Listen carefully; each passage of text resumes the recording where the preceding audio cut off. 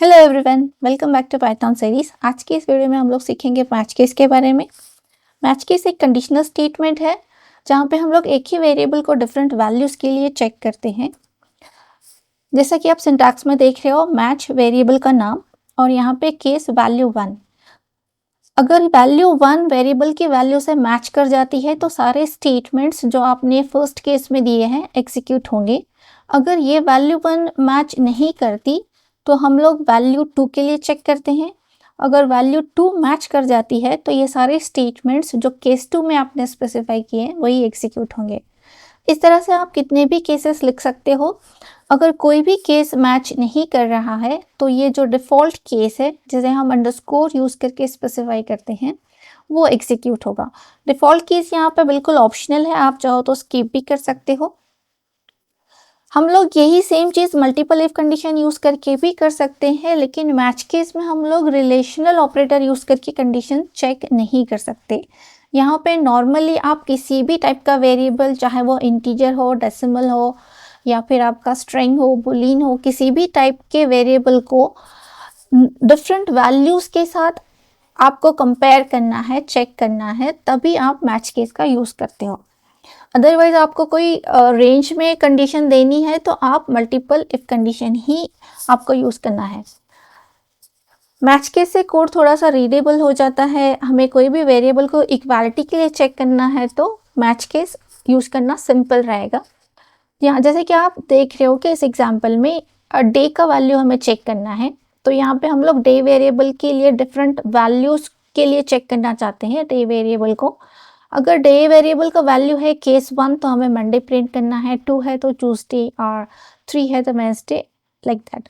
सो इस तरह से आप कितने भी केसेस यूज़ कर सकते हो। सिंटैक्स आपको प्रॉपरली फॉलो करना है, हर केस के बाद कोलन और यहाँ पे इंडेंटेशन बहुत ही इंपॉर्टेंट है। ईच एंड एवरी स्टेटमेंट जो भी केस से इंक्लूड करता है वो आपको वन टैब की इनसाइड इंडेंट करना है। चलिए देखते हैं कि एग्जाम्पल मैच केस को यूज़ करके।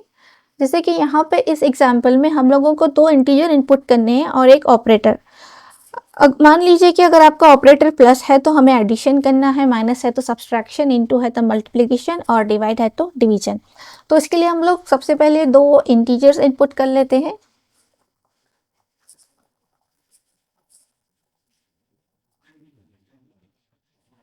उसी तरह से सेकेंड नंबर,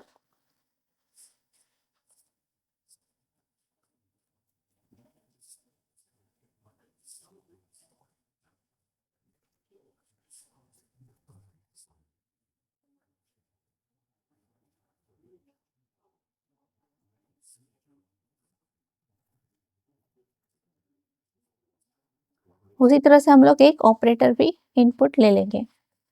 यहाँ पे से ओपी मैंने वेरिएबल का नाम लिया है, ये ऑपरेटर स्ट्रिंग फॉर्म में ही रहेगा, तो यहाँ पे जस्ट आप इनपुट यूज़ करो, टाइप कास्टिंग की ज़रूरत नहीं है।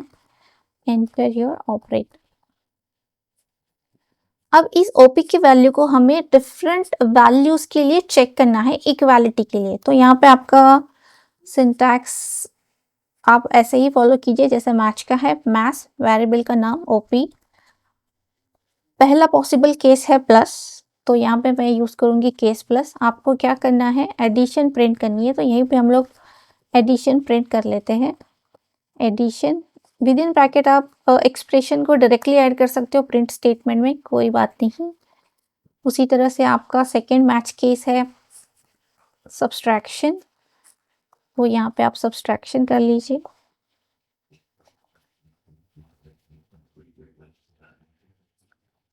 उसी तरह से हम लोग मल्टीप्लिकेशन और डिवीजन भी करेंगे।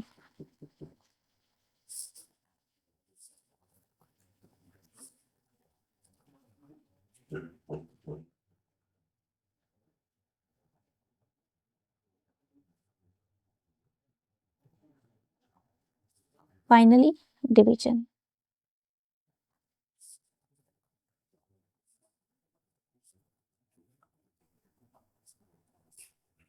अगर इसके अलावा कोई दूसरा ऑपरेटर यूज़र ने इनपुट किया है तो यहाँ पे हम लोग यूज़ करेंगे डिफ़ॉल्ट केस अंडरस्कोर यूज़ करके, और यहाँ पे हम लोग प्रिंट करेंगे इनवैलिड ऑपरेटर।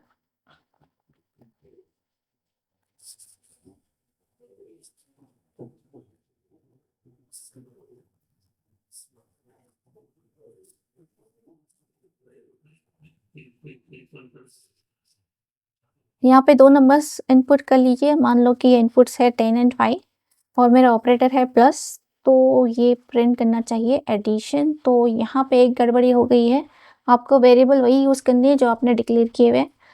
तो यहाँ पे भी हम लोग इन वेरिएबल्स को a और b ही यूज़ करेंगे, ना कि n1 n2। अब चाहो जो भी यूज़ करो, लेकिन जो आपने वेरिएबल डिक्लेयर किए आपको वही यूज़ करने हैं। यहाँ पे मान लीजिए मैंने प्लस दिया है तो एडिशन आ रहा है। सेकेंड हम लोग देंगे 10 और 2, यहाँ पे देंगे सब्सट्रैक्शन तो आ रहा है 8। उसी तरह से 5 एंड से 3, यहाँ पे देंगे मल्टीप्लिकेशन, यहाँ पे आ रहा है 15। उसी तरह से हम लोग वापस एक बार चला लेते हैं और यहाँ पे दिया मैंने से 10 एंड 2 और यहाँ पे दिया डिवीजन, तो ये आ रहा है 5.0। और उसी तरह से मैंने कोई इनवैलिड ऑपरेटर इनपुट किया यहाँ पे, जैसे कि कुछ एंड एंटर किया तो यहाँ पे आएगा इनवैलिड ऑपरेटर। यहाँ पे थोड़े से स्पेलिंग गड़बड़ हो गई है, इसको आप फिक्स कर लीजिए। और आई होप समझ गए होंगे आप मैच केस को किस तरह से यूज़ करते हो। मैच केस बेसिकली आप सिंगल वेरिएबल को डिफरेंट पॉसिबल इक्वालिटी के साथ चेक करना है, तभी आप यूज़ कीजिए। आप रिलेशनल ऑपरेटर्स के साथ वगैरह आप मैच केस यूज़ नहीं कर सकते। यही सेम चीज़ आप मल्टीपल इफ कंडीशन से भी कर सकते हो, लेकिन मैच केस से थोड़ा सा कोड सिंपल और रीडेबल हो जाता है, तो आप as a alternative match case भी यूज़ कर सकते हो। आई होप आपको मैच केस क्लियर हो गया होगा। नेक्स्ट वीडियो में फिर मिलते हैं लूप कंट्रोल के साथ। By that time take care, keep learning.